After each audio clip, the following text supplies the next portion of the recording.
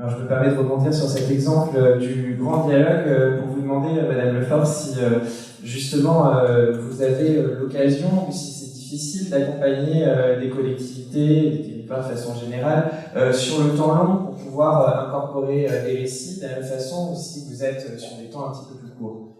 Alors, on a différents temps de mission. On peut très bien intervenir ponctuellement auprès des collectivités, comme on peut l'accompagner dans la durée. Je pense que les missions qu'on a qui durent assez longtemps sont sur 24 mois environ. Ça, c'est plus long qu'on va avoir, sinon ça peut être 1 mois, 2 mois, 3 mois, dépendamment du besoin. Après, en ce qui concerne le temps, je voudrais revenir un petit peu sur ce qui a été dit.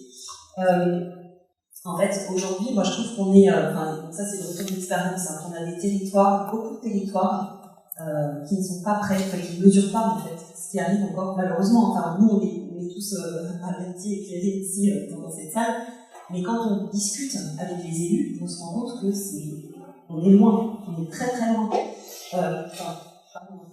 Pas tous les élus, mais voilà.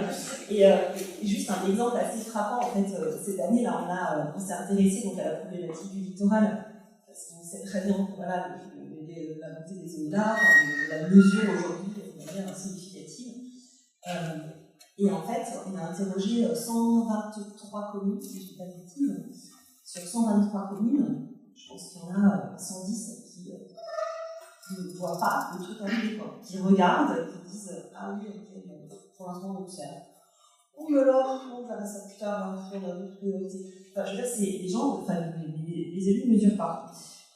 Et donc là-dedans, il y a toujours ce besoin donc il y a ce besoin d'aller vite, et de faire, du faire aussi avec les citoyens. Je pense qu'il faut être méfiant sur la maladaptation. Alain Bourg l'a évoqué hier.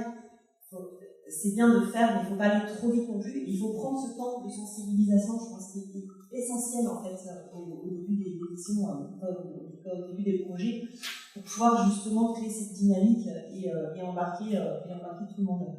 Et pourquoi? Tout simplement parce qu'on a différents publics. Comme je vous disais, maintenant on est tous avertis, mais on vient tous d'horizons différents. Enfin, par exemple, qui vient d'une collectivité territoriale, par exemple, voilà. Qui est dans le milieu de la recherche, chercheur, et qui fait autre chose, qui n'est ni dans une collectivité, voilà.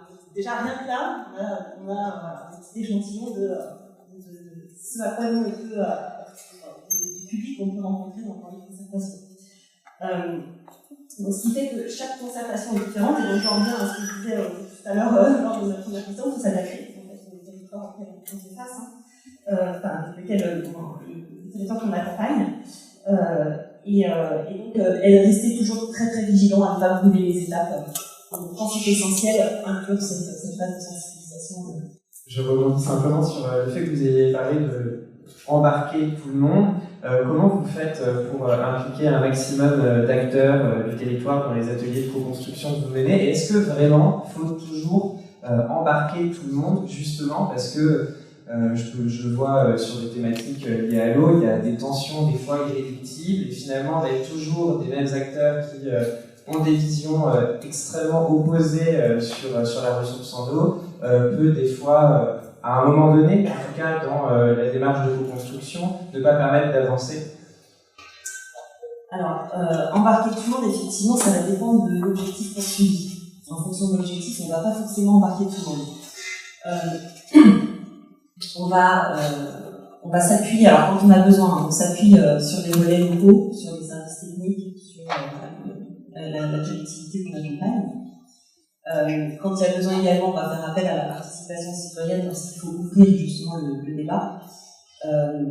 Alors en ce qui concerne l'implication, vous disiez l'implication, tous les mettre ensemble. Alors c'est pareil en fait, en fonction de l'objectif, on va réunir des acteurs. Alors pour l'eau, c'est plus simple pour vous illustrer le cas. En fait, si sur l'eau, vous mettez tout le monde autour de la table au début, ça ne fonctionnera pas parce que chacun va défendre ses propres intérêts. Il y a besoin d'avoir du temps en fait, entre usagers, pour qu'ils puissent discuter les uns avec les autres, se mettre d'accord déjà entre eux. Déjà, il y a de la négociation entre par exemple, les agriculteurs agriculteurs, ou entre en fonction des pratiques agricoles, ou entre les industriels, ou sur la protection des milieux aquatiques également, parce que chacun aura ses intérêts. Dans les milieux aquatiques, on va retrouver des associations de pêche, des associations de chasse. On n'a pas du tout, on a des associations aussi de protection de l'environnement, mais on a aussi différents intérêts. Donc déjà, il faut réussir à faire dialoguer ces acteurs-là ensemble dans un premier temps avant de